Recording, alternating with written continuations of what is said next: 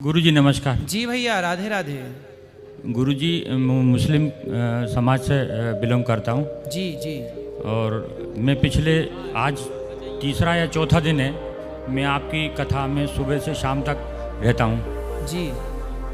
मैंने इन दिनों में चार दिनों में ये देखा कि आपके द्वारा जो कथा कही गई है, हाँ, उस कथा में कहीं से भी धर्म या धर्म विशेष से किसी भी तरह का कोई लेना देना नहीं है। जी जी जी। सारा जो एक मैसेज है वो है मानवता। मानवता। जी। मानवता के प्रेम के लिए ही सारे धर्म का उत्थान, मतलब ईश्वर ने अगर किसी भी धर्म आचार्य या किसी भगवान को भी अगर दुनिया के अंदर भेजा है तो धर्म की नहीं, मानवता की सेवा के लिए भेजा है। जी जी। लेकिन ये मैसेज देके दिया है कि धर्म के अनुसार मानव की सेवा करना। बिल्कुल। जो जिस धर्म से बिलोंग करता है, चाहे वो मुस्लिम हो, ईसाई हो, हिंदू हो, वो अपने गॉड ऑफ मैसेंजर से ये दुनिया को बताना चाहता है कि मानव सेवा से ही ईश्वर को प्राप्त करा जाता है।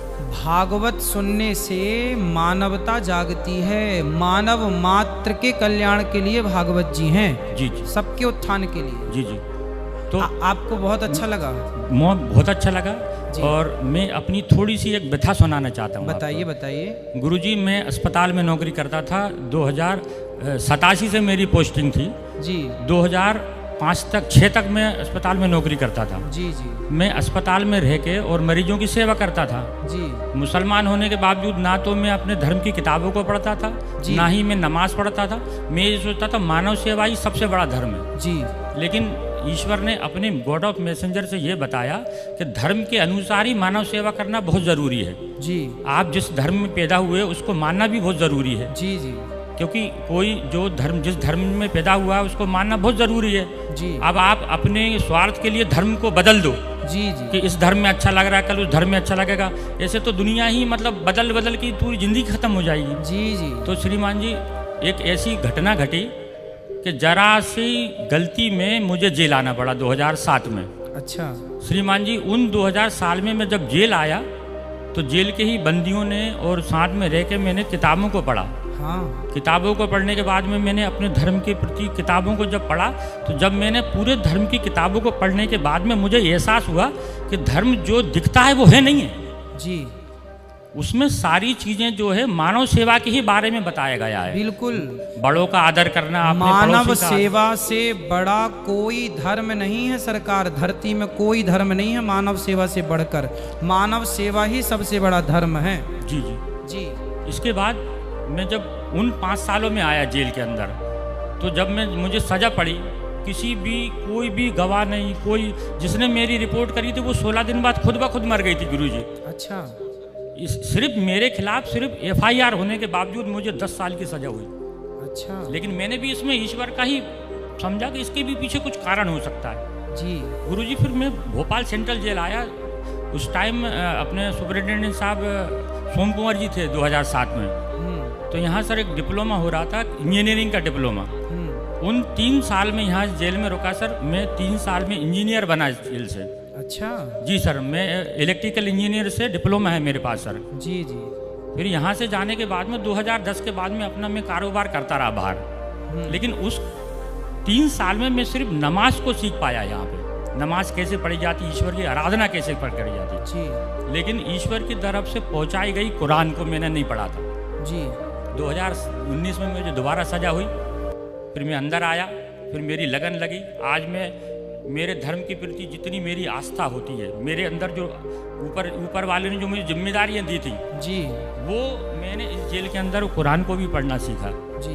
और आज निरंतर में 3 से 4 हमारे पारे बोलते हैं, जिसको अपन किताब नंबर वाइज बोलते हैं, 30 नंबर होते हैं, उसमें से 2 या 3 हर रोज़ पढ़ने की कोशिश करता हूँ। और उस ऊपर वाले से माफ़ी मांगता हूँ कि तूने मुझे इस दुनिया में भेजा और मैं कृतज्ञ हो गया उसके लिए। जी।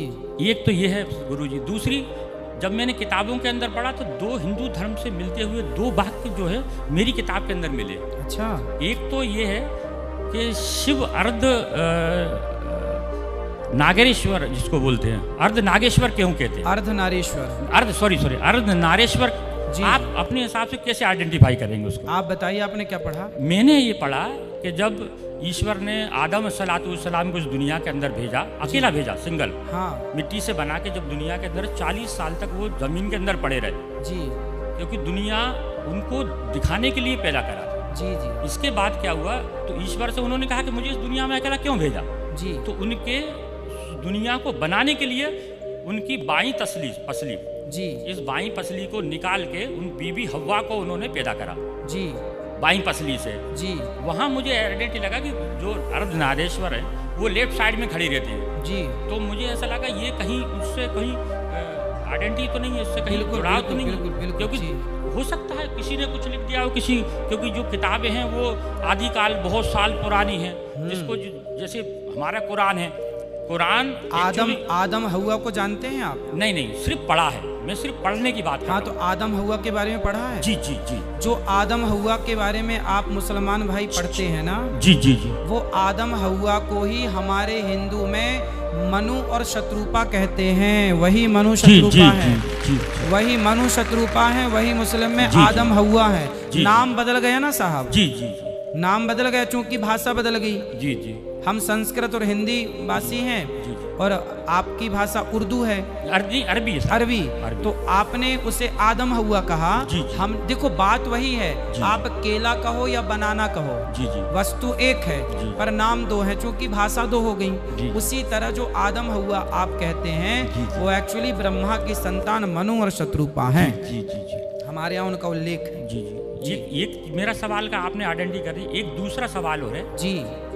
एक और नबी हमारे यहाँ आए थे, नूह अस्सलातु वस्सलाम जी। आपके जैसे अभी अपने देश के प्रधानमंत्री श्री मोदी जी जो हैं जी। वो वहाँ नाम कहाँ नीचे गए थे अभी, उसको कौन सी वो है, हाँ, द्वारिकाधीश जो है वो पानी के अंदर है। पानी के अंदर उस संबंध में भी एक किस्सा हमारी किताब के अंदर है। बताइए। एक नबी थे नूह अस्सलातु वस्सलाम, जब उन्होंने अपनी कौम से कहा कि ईश्वर एक है, इसकी आराधना करो, इसके अलावा दुनिया के अंदर कोई देने वाला नहीं, सिर्फ ईश्वर है जो सबको दे सकता है, मुझे भी दे सकता। तो इस बात को कहने के लिए उन्होंने सारी अपनी कौम से बोला जी। तो उनकी बीवी बच्चे किसी ने उस चीज को नहीं माना जी, लेकिन उनको मानने उनकी बात को मानने वाले 85 लोग रहे जी। तो फिर उन्होंने ईश्वर से ये कहा कि अल्लाह ये सारी कौम तो सुनती नहीं है जी। तो फिर अल्लाह की तरफ से एक मैसेज आया कि नूह अपने लोगों से कहो जल्दी ही इस कौम को मैं नस्ते नाबूद कर दूंगा, पानी से डुबा दूंगा। अच्छा, डुबा दूंगा। तो फिर उन्होंने कहा अल्लाह ताला जो वो भी डूब जाएंगे जिनने भी मेरी बात को माना है। तो उन्होंने कहा एक नूह एक कश्ती बनाओ, उस कश्ती में जो तुम्हारे मानने वाले उस कश्ती में बैठ जाएंगे और वो जो है जो बच जाएंगे और जो तुम्हारी बात को नहीं मानेंगे वो सारी इसके अंदर जो है पानी में डूब जाएंगे। थोड़ा सा मैं ये नहीं कह रहा कि ये सारी चीज़ें एक दूसरे से सही है, नहीं मिलती हैं, सिर्फ मिलती है। वही हमारे यहाँ के आधार पे। हमारे यहाँ जब भगवान मत्स्य बनकर आए जी। तो मत्स्य भगवान ने सत्यव्रत नाम के राजा को कहा कि तुम जिसको चाहो इस नाव में रख लो, वो रह जाएगा, बाकी प्रलय काल में सब डूब जाएगा। तो लगभग बातें देखिए, हिंदू और मुस्लिम कितना भी आपस में लड़ लें, लेकिन जब मूल में गहराई में जाएंगे तो ऊपर सब एक ही पाएंगे। जी जी जी जी, ऊपर सब एक ही पाएंगे, यहाँ कितना भी लड़ लें झगड़ लें। तो जी, इसलिए चाहे हिंदू धर्म हो चाहे मुसलमान भाई हो, कुरान हो, इन सबको गहराई से जब अध्ययन किया जाएगा तब चीज़ें निकल कर आएंगी सामने। गुरुजी, एक सवाल का जवाब आपके द्वारा पिछले 5-4 दिनों में ये कहा जा रहा है कि शराब और मांस जो इस्तेमाल करता है वो जो है कलयुग का है साथी है जी। तो गुरुजी मैं आपको मेरी तरफ से खुद बताना चाहता हूँ जी कि मुस्लिम धर्म के अंदर सबसे बड़ी अगर किसी चीज़ की मनाही है तो वो है शराब। अच्छा, शराब को हराम करार दिया गया है। फिर मुसलमान भाई तो शराब पीते नहीं होंगे? गुरुजी, जो मुसलमान है, मैं आपको बहुत अच्छी बात बता रहा हूँ, अगर आप उसको बिल्कुल जो मुसलमान है वो दारू नहीं पी सकता और जो दारू पीता वो मुसलमान नहीं है। साफ कुरान हमारा कह रहा है जो हमारी बात को मानता है वो हमारा है, जो हमारी बात को नहीं मानता हम में से नहीं है। साफ लिखा है सर। अच्छा, बिल्कुल, ये मैं अपनी किताब का आइडेंटिफाई कर रहा हूँ। जो कुरान की बात को मानता है वो मुसलमान है, जो कुरान की बात को नहीं मानता वो हम में से नहीं। हम में से नहीं मतलब वो मुसलमान नहीं। अच्छा जी। दूसरी मांस की जो है मांस की जो प्रकृति है, तो ईश्वर ने जगह जगह अपने हिसाब से एक जो भोजन श्रृंखला बनाई है, वो भोजन श्रृंखला के अनुसार जो मुस्लिम जो धर्म है वो अरब से आया है जी। अरब आज से जब इस्लाम धर्म आया तो उस वक्त वहाँ सिर्फ रेगिस्तान था, इसके अलावा कुछ नहीं है जी। कुछ भी नहीं था, सिर्फ एक तरह का फल पैदा हुआ करता था, वो था खजूर, जो आज भी पैदा होता है। इसके अलावा किसी तरह का अन्न या किसी तरह की कोई सब्जी या किसी तरह का कोई भी कुछ भी नहीं होता जी। तो एक वक्त ऐसा आया कि वहाँ खजूर की पैदाइश नहीं हुई जी। ये किताब के अंदर है जी, खजूर की पैदाइश नहीं हुई। अब आदमी जिंदा रहने के लिए क्या करे जी? तो वहाँ रेगिस्तानी बकरा नहीं होता सर, वहाँ पे बकरे को नहीं पाला जाता अरब के अंदर। मैं सारे हिंदुओं को भी ये बताना चाहता हूँ, अरब के अंदर भेड़ पाली जाती है। भेड़ क्योंकि जो गर्मी को सहन कर सके, और दूसरा है ऊँट। दो जानवरों की वहाँ पैदाइश होती, तीसरा जानवर वहाँ कोई होता ही नहीं जी। अगर होता है तो कुछ ऐसी जगह होंगी विशेष जहाँ पे जंगल होंगे या कुछ होगा, लेकिन ज़्यादातर राजस्थानी जो जानवर दो हैं जी। तो गुरुजी जो मुसलमानों का, एक तो ये तो आहार श्रृंखला में आ गया, मजबूरी में जिंदा रहने के लिए क्या खाएं। हाँ, पहली चीज। दूसरी चीज ये है, जो बकरे वाली बात आई उसकी मैं थोड़ी सी आपको चर्चा करके बता देता हूँ। हमारे धर्म के अंदर एक नबी आए थे, इब्राहिम अस्सलातुस्सलाम जी। और इब्राहिम अस्सलातुस्सलाम, काबा जो हमारा बना है सर उन्हीं के टाइम का है। काबा के अंदर 365 मूर्तियों की पूजा हुआ करती थी इब्राहिम अस्सलातुस्सलाम के वक्त के अंदर। मूर्ति की पूजा होती। कौन सी मूर्तियों की? वो बहुत सारी मूर्ति, हर अपने देवता को मानते थे उसमें। अच्छा हाँ। तो एक वक्त का किस्सा था कि जब सारे लोग ईद की नमाज पढ़ने जाया करते थे। ये हदीस की बात बता रहा हूँ, अगर कोई है तो ये बिल्कुल मैं कोई अपने मन से नहीं बता रहा हूँ। मैं मुसलमान सर, किताब पढ़ के मुसलमान बना हूँ जी। मैं सुनाया मुसलमान नहीं हूँ। मैंने धर्म को पहले पढ़ा है, फिर उसके ऊपर लागू करा है, अमल करा। मैंने किसी से मुल्ला ना मौलवी से मैंने किसी से ज्ञान की प्राप्ति नहीं करी, मैंने किताबों का ज्ञान पढ़ा है। बिल्कुल ऐसे ही होना चाहिए। और मुसलमानों को भी अपने धर्म ग्रंथों को इनकी तरफ पढ़ना चाहिए गहराई से। मतलब मैंने जो पढ़ा फिर उस पर अमल करा, उन चीज़ों पे अमल करने की कोशिश करी जी।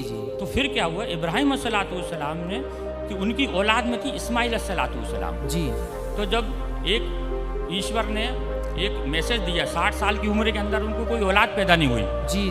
औलाद पैदा नहीं हुई, तो जब उनकी पत्नी ने कहा कि उस वक्त जो नबी के बेटे ही नबी बना करते थे जी। तो उन्होंने कहा 60 साल की उम्र हो गई अपनी, आज जो है तुम मर जाओगे तो तुम्हारी बात की चीज़ों को कौन आगे बढ़ाएगा, तुम्हारी कौम को कौन चलाएगा जी। तब अल्लाह ताला ने उनको एक औलाद अता फरमाई। अच्छा। उस वक्त शैतान ने उनसे ये कहा कि अल्लाह ताला ये तुम्हारा नबी है, अगर तुम इसको औलाद दे दोगे उसके प्यार में तुम्हें मानना भूल जाएगा ये। अच्छा। शैतान ने ये, कुरान के अंदर शैतान को बार बार बताया गया है। शैतान, ये शैतान कौन है? शैतान एक वो है जो सबसे ज्यादा ईश्वर की पूजा करता है। वो ईश्वर को मानता है लेकिन ईश्वर को किसी को मानने नहीं देता वो। अच्छा, वो खुद मानता है, खुद मानता है, दूसरों को नहीं मानने देता वो। अच्छा, उसी का नाम शैतान है जी। वो बहुत लंबा किस्सा है, वो आप अगर कभी मौका मिले तो आप, गुरुजी मेरा आपसे निवेदन है, आप जिस दिन कुरान के हिंदी वर्जन को पढ़ लेंगे हाँ, तो मुसलमानों के बारे में मान्यता ही आपकी बदल जाएगी। जो मुसलमान दिखता है वो मुसलमान नहीं है सर। अच्छा, जो मुसलमान है ही नहीं, जो दिखता है। फिर मुसलमान तो वो है जो अपने पड़ोसी को भूखा नहीं देख सकता। वाह। ईश्वर अल्लाह ताला ने कुरान के अंदर बताया है कि पड़ोसी नाराज में नाराज, डायरेक्ट उसने कह दिया सर। कुरान की एक आयत में है कि तेरा पड़ोसी नाराज में नाराज जी। अगर इस बीच अगर तेरा पड़ोसी नाराज है तो तू तेरे द्वारा किया गया है पूजा पाठ वो मैं कबूल नहीं करूंगा, तेरे सर से ऊपर नहीं उठाऊंगा। मतलब मानव जाति की सेवा सबसे बड़ी सेवा, सबसे बड़ी कुरान में ये आइडेंटिटी है जी। कुरान जो है फिर क्या, फिर ये बकरों की बलि की प्रथा। इब्राहिम अस्सलाम ने जी, जब उनने ईश्वर ने, शैतान ने उनको भड़काया जी, तो ईश्वर ने कहा कि मेरा सच्चा बंदा होगा तो मुझे नहीं छोड़ेगा जी। शैतान से कहा मुझे नहीं छोड़ेगा ये जी। आप उसके लिए बेफिक्र रहो, मेरा सच्चा बंदा है, मेरी इबादत करेगा जी। फिर उनको औलाद पैदा होती है हाँ। इंसानी कल्ब के अनुसार स्वार्थी होता है इंसान जी। जैसी औलाद पैदा हुई तो वो ईश्वर की आराधना में थोड़ा लापरवाही करने लगा, तो भूल जाता है क्योंकि 60 साल की उम्र में जिसको बच्चा पैदा हो जिसकी कितनी खुशी होगी। बिल्कुल। तो उसमें उन्होंने उसमें लापरवाही कर दी। शैतान ने जाके ईश्वर से कहा कि ये ईश्वर देखा, मैंने तुझसे कहा था इसको मत दे, हाँ। लेकिन ईश्वर कहते नहीं नहीं, मेरा सच्चा बंदा है, वो आज है, आज कल आ जाएगा वापस। जी। तो नहीं आएगा, तो उनके देख आएगा वापस। तो ईश्वर ने आप इब्राहिम अलैहिस्सलाम को ख्वाब में जो है एक बशारत दी कि ए इब्राहिम कुर्बानी, कहा कुर्बानी शब्द कहे। तो इब्राहिम अलैहिस्सलाम ने उस वक्त के हिसाब से 100 ऊँटों को जुबा कर दिया, कुर्बान कर दिया। 100 ऊँटों को कुर्बान कर दिया, क्योंकि अल्लाह की तरफ से बात थी कुर्बानी। कुर्बानी का मतलब होता है अपने लिए किसी चीज का त्याग कर देना। कुर्बानी का मतलब ये नहीं जानवर को काट देना। अच्छा। अपने लिए त्याग कर देना किसी चीज का, उसका नाम कुर्बानी। अपनी बुराइयों का त्याग कर देना। हाँ, ठीक। तो फिर इसके बाद ऐसे करके 3 दिन तक उनको ख्वाब आए।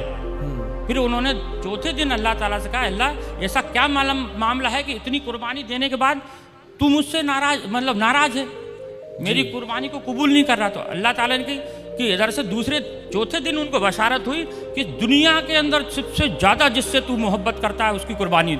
अच्छा।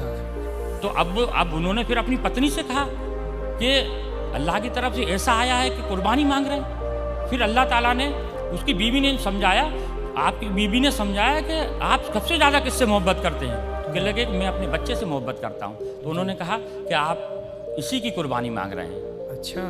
ईश्वर उनसे कुर्बानी मांग रहे हैं। जी जी।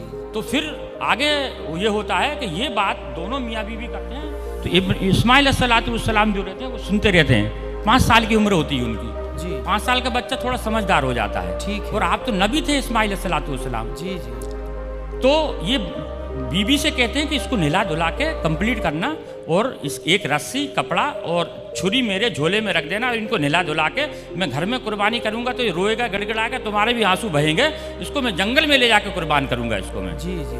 तब इब्राहिम इस्माइल अलैहिस्सलाम को सुबह देखते हैं, उठ के देखते हैं तो इस्माइल अलैहिस्सलाम पहले से तैयार हैं। जी। उनको हो सकता है आज जल्दी नींद खुल गई होगी, इसलिए जो है खुल गई इनकी।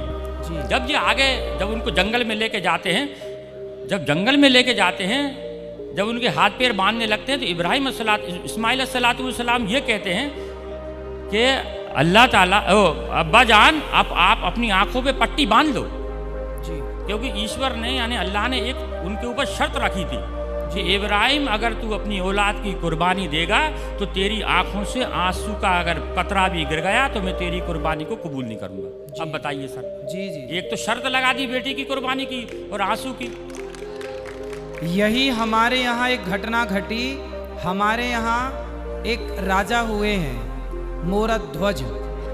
मोरध्वज ने भी अपने बेटे को आरे से चीरकर दान दिया था, और उसकी भी शर्त थी कि आपकी आंखों में आंसू नहीं आना चाहिए, तब आपकी पूजा और आपकी भक्ति को स्वीकार किया जाएगा।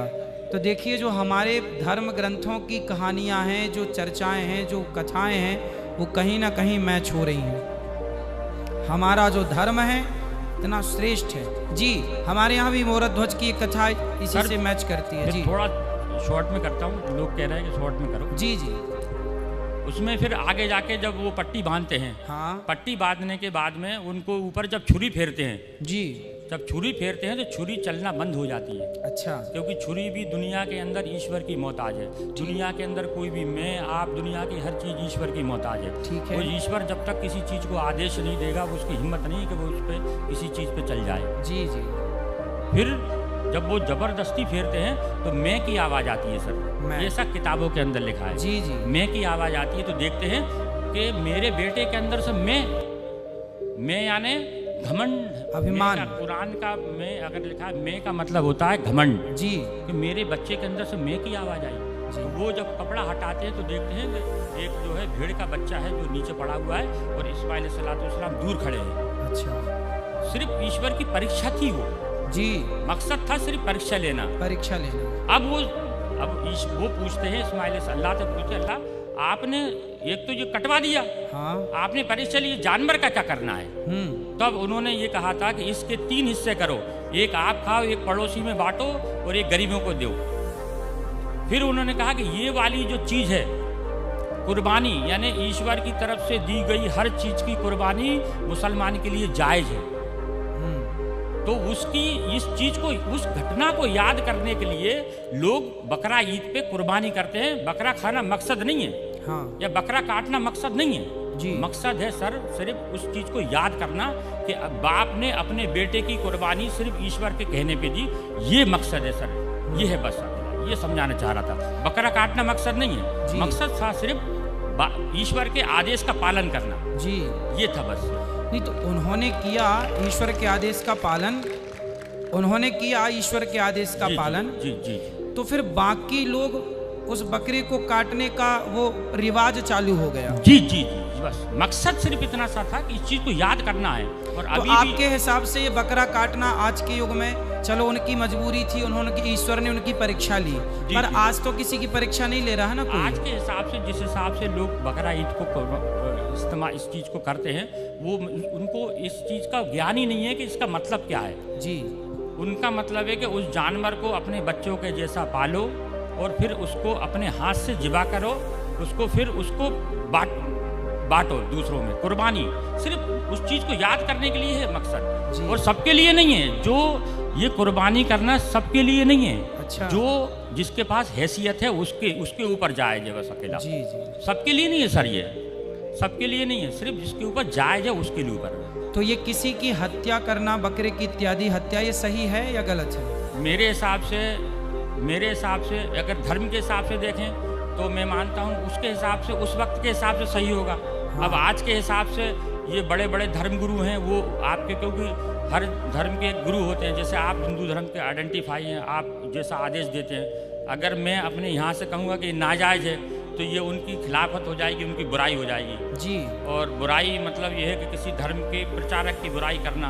हो सकता मैं अपने अंदर से कह सकता हूँ मेरे लिए बुरा है, लेकिन मैं धर्म के मामले में नहीं से कह सकता कि ये धर्म के जो बड़े हैं उनके खिलाफ में अपना आदेश दूं कि नहीं ये बुरा है। जी जी जी। मैं अपने, क्योंकि मेरे घर में मेरे हिसाब से हम लोग मांस का बहुत कम उपयोग करते हैं। शादी ब्याह में जाते हैं, घर में इस्तेमाल नहीं करते सर हम। जी जी। शादी में हमारे यहाँ नॉनवेज नहीं बनता सर हम लोग, क्योंकि मैं ऐसे परिवार से बिलोंग करता हूँ जहाँ संबंध दूसरे लोगों से ज़्यादा है सर। चलिए, भगवान आपको सुखी रखें। जी। आपसे बात करके अच्छा लगा। अपराध क्या हो गया आपसे कि जेल आना पड़ा आपको? अपराध सर एक सिर्फ चांटे का अपराध था। मेरे मोहल्ले के अंदर एक पड़ोसी से लड़ाई हो गई थी, तो मैंने उसको चांटा मार दिया था सर। अच्छा। तो उसकी थाने में रिपोर्ट कराने गए कि मेरा चांटा कर दिया।